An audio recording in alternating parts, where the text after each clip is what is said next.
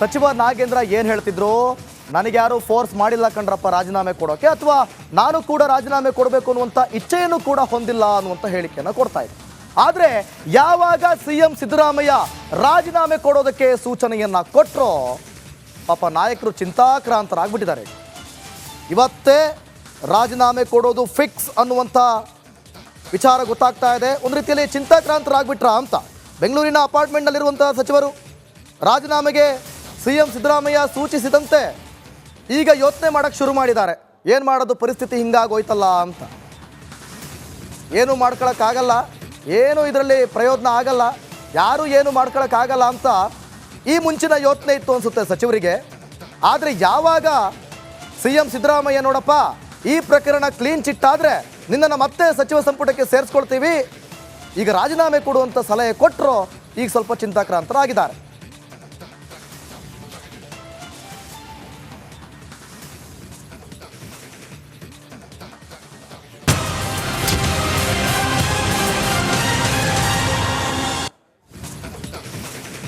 ಲೋಕಸಭೆ ಚುನಾವಣೆಯಲ್ಲಿ ಬಿಜೆಪಿಗೆ ಹಿನ್ನಡೆಯಾಗಿರೋದ್ರಿಂದ JP ನಡ್ಡಾ ನಿವಾಸದಲ್ಲಿ ಮಹತ್ವದ ಮೀಟಿಂಗ್ ಅನ್ನು ಇವತ್ತು ಹಮ್ಮಿಕೊಂಡಿದ್ದಾರೆ ಅನ್ನುವಂಥ ಡೀಟೇಲ್ಸ್ ಸದ್ಯಕ್ಕೆ ಸಿಗ್ತಾ ಇದೆ. ಹಾಗಾದ್ರೆ ಈ ಮೀಟಿಂಗ್ನಲ್ಲಿ ಏನೆಲ್ಲ ಚರ್ಚೆ ಮಾಡಬಹುದು? ಲೋಕಸಭಾ ಚುನಾವಣೆಯಲ್ಲಿ ಬಿಜೆಪಿಗೆ ಹಿನ್ನಡೆ ಆಯಿತು, ನಿರೀಕ್ಷೆ ಮಾಡ್ದಂಗೆ ಫಲಿತಾಂಶ ಬರಲಿಲ್ಲ. ಈಗಾಗಲೇ 2-3 ಮೀಟಿಂಗ್ಗಳು ಕೂಡ ಆಗಿದೆ.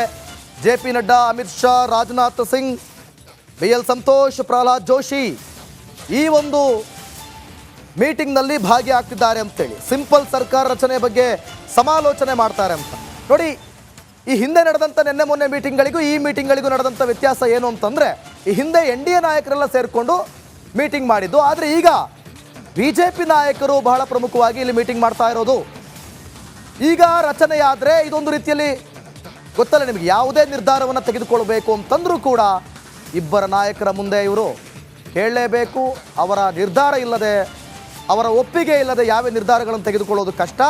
ಈ ಬೆನ್ನಲ್ಲೇ ಈ ರೀತಿಯ ಸರ್ಕಾರವನ್ನು ನಾವು ರಚನೆ ಮಾಡಬೇಕು ಅಂತಂದರೆ ಒಂದು ಸಮಾಲೋಚನೆಯನ್ನು ಹಮ್ಮಿಕೊಳ್ಬೇಕಾಗುತ್ತೆ, ಸಮಾಲೋಚನೆಯನ್ನು ಮಾಡಬೇಕಾಗುತ್ತೆ. ಅದರದ್ದೇ ಮೀಟಿಂಗ್ ಇದು.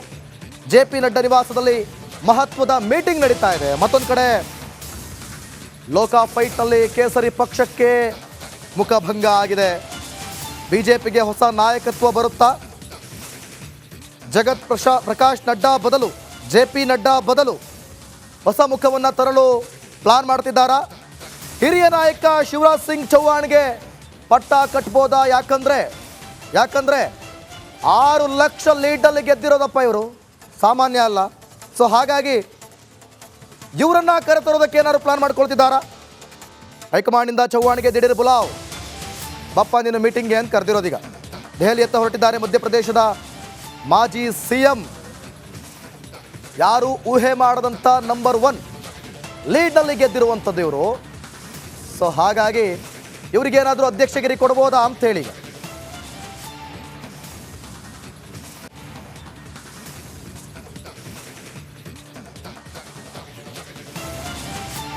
ನೋಡಿ. ಬಗ್ಗೆ ಮತ್ತಷ್ಟು ಮಾಹಿತಿ ಕೊಡೋದಕ್ಕೆ ನಾನು ಆಗಲೇ ಹೇಳಿದೆ, JP ನಡ್ಡಾ ನಿವಾಸದಲ್ಲಿ ಮಹತ್ವದ ಮೀಟಿಂಗ್ ಅಂತ.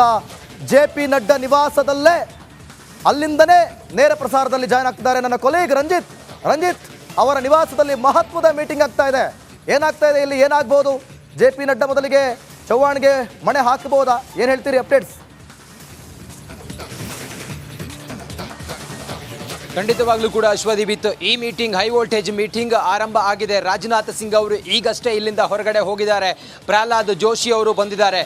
ಯಾಕೆ ಈ ಮೀಟಿಂಗ್ ಅಷ್ಟು ಇಂಪಾರ್ಟೆಂಟ್ ಆಗುತ್ತೆ ಅಂಥೇಳಿ ನಾವು ನೋಡ್ತಾ ಹೋದರೆ, ಒಂದು, ಕರ್ನಾಟಕದಲ್ಲಿ ಗೆದ್ದಿರುವಂಥ ಯಾರು MP ಗಳಿದ್ದಾರೆ, ಕರ್ನಾಟಕದ ಡಿಮಾಂಡ್ಸ್ ಏನಿದೆ ಅದನ್ನು ಫುಲ್ಫಿಲ್ ಮಾಡೋದಕ್ಕೆ ಅಥವಾ ಆ ಬೇಡಿಕೆಗಳನ್ನು ಅಥವಾ ಯಾರಿಗೆ ಸಚಿವ ಸ್ಥಾನ ಅನ್ನೋದ್ರ ಬಗ್ಗೆ ಮಾಹಿತಿಯನ್ನು ಪಡ್ಕೊಳ್ಳೋದಕ್ಕೆ ಪ್ರಹ್ಲಾದ್ ಜೋಶಿ ಅವರಿಗೆ ಬುಲಾವನ್ನು ಕೊಟ್ಟು ಪ್ರಹ್ಲಾದ್ ಜೋಶಿ ಅವರು ಆಲ್ರೆಡಿ JP ನಡ್ಡಾ ಅವರ ನಿವಾಸಕ್ಕೆ ಬಂದಿದ್ದಾರೆ. ಯಾರನ್ನ ಪರಿಗಣಿಸಬೇಕು, ಏನು ಎತ್ತ ಅನ್ನೋದ್ರ ಬಗ್ಗೆ ಕರ್ನಾಟಕದ ಡೀಟೇಲ್ ಮಾಹಿತಿ ಮತ್ತು ಹೇಗೆ ಸ್ಥಾನ ಹಂಚಿಕೆ ಮಾಡಬೇಕು ಅನ್ನೋದ್ರ ಬಗ್ಗೆ ಕುಮಾರಸ್ವಾಮಿ ಅವರು ಮತ್ತು ಜಾತಿ ಲೆಕ್ಕಾಚಾರ ಹಾಗೆ ಲಿಂಗಾಯತ ಸಮೀಕರಣ ಇದೆಲ್ಲವನ್ನು ಕೂಡ ಪ್ರಹ್ಲಾದ್ ಜೋಶಿ ಅವರಿಂದ ಮಾಹಿತಿನ ಪಡ್ಕೊಳ್ತಾರೆ.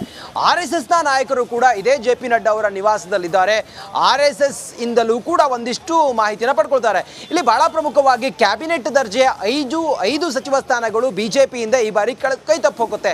ಯಾಕಂತ ಹೇಳಿದ್ರೆ ಬಿಜೆಪಿ ಸಂಪೂರ್ಣವಾದ ಬಹುಮತವನ್ನ ಬರದೇ ಇರೋದ್ರಿಂದಾಗಿ ಈಗ NDA ಅಂಗಪಕ್ಷಗಳ ಜೊತೆಗೆ ಸೇರಿಕೊಂಡು ಸರ್ಕಾರವನ್ನ ರಚನೆ ಮಾಡಬೇಕಂದಂತ ಸಂದರ್ಭ ಈಗ ಬಿಜೆಪಿಗೆ ಬಂದಿದೆ. ಅದರಲ್ಲೂ ನಿತೀಶ್ ಕುಮಾರ್ ಮತ್ತು ಚಂದ್ರಬಾಬು ನಾಯ್ಡು ಅವರ ಡಿಮಾಂಡ್ ಬಹಳ ದೊಡ್ಡದಿರೋದ್ರಿಂದಾಗಿ NDA ಸರ್ಕಾರ ಪ್ರಮಾಣ ವಚನ ಸ್ವೀಕರಿಸಿ ಆದ ನಂತರ ಪ್ಲಾನ್ ಆಫ್ ಆಕ್ಷನ್ ಏನು ಅನ್ನೋದ್ರ ಬಗ್ಗೆ ಈಗ JP ನಡ್ಡಾ ಅವರ ನಿವಾಸದಲ್ಲಿ ಒಂದು ಹಂತದಲ್ಲಿ ಚರ್ಚೆ ಆಗಿದೆ. NDA ಮೈತ್ರಿಕೂಟದ ಒಳಗಡೆ ಇರುವಂತಹ ಅಂಗಪಕ್ಷ JDU ನಿತೀಶ್ ಕುಮಾರ್ ಅವರು ಇಂಥ ಬೇಡಿಕೆಯನ್ನ ಆಲ್ರೆಡಿ ಇಟ್ಟಿರೋದ್ರಿಂದಾಗಿ ಆ ಬೇಡಿಕೆಯಲ್ಲಿ ಚೌಕಾಸಿ ಮಾಡೋದ್ರ ಬಗ್ಗೆ ಒಂದಿಷ್ಟು ಚರ್ಚೆಗಳಾಗಿದ್ದಾವೆ. ಅದನ್ನ ಈಗ ಬಿಜೆಪಿ ನಾಯಕರು ಅದನ್ನ ಈಗ ಸಮಾಲೋಚನೆ ಮಾಡ್ತಾ ಇದ್ದಾರೆ. ಮತ್ತೊಂದು